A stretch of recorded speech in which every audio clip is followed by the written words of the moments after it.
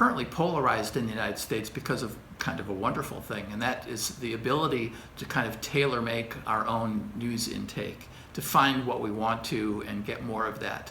Unfortunately, for the Republic, for democracy, what's happened is that we've kind of burrowed into our own little information cells and don't have contact with others. Back some time ago, there were 3 major networks, and there were a lot of problems with that, but at least we could begin a conversation about what was going on in the world with a common understanding. Now that common understanding is completely shattered, and the era of fake news has even accelerated that. So we don't really understand each other. One of the main reasons we don't understand each other is that we don't talk. Conversation has kind of gone by the wayside. So often, rather than talking to each other, we're like looking at these things, or these things are sitting on the table and distracting us. So I came up with an idea last year when the president was talking about banning Muslims, that there might be a lot of folks who never met a Muslim, and it might be good to put them in contact with them.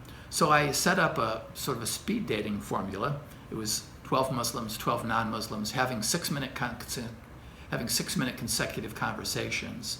And that was followed by a roundtable discussion, and then we all had lunch together. And there was a really good feeling to it. So this past year, we applied to the Amazon Commotion Grant Program, and we're able to lift that up higher. So for our coming season, we're going to be connecting people who might not ordinarily have had a chance to connect, or when they did connect, it didn't work out well. So we're going to have another Ask a Muslim. We're going to have an Ask an Immigrant, Ask a Trump supporter, Ask a Cop, Ask a Transgender person. And then for the 6th one, we'll just see where the news takes us. There's so many conversations we need to have with misunderstood groups.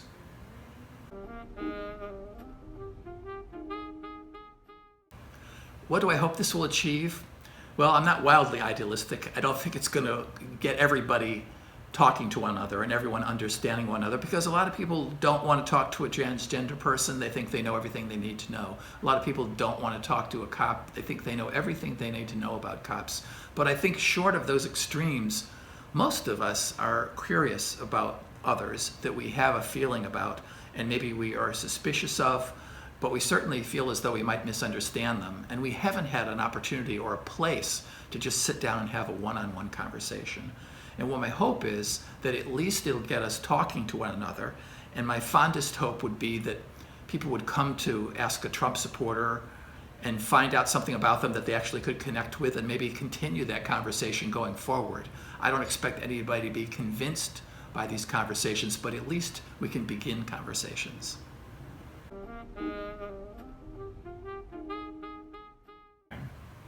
The Ask a program has a registration site and more explanation, and it's at KUOW.org. Just search for New Season of Ask a.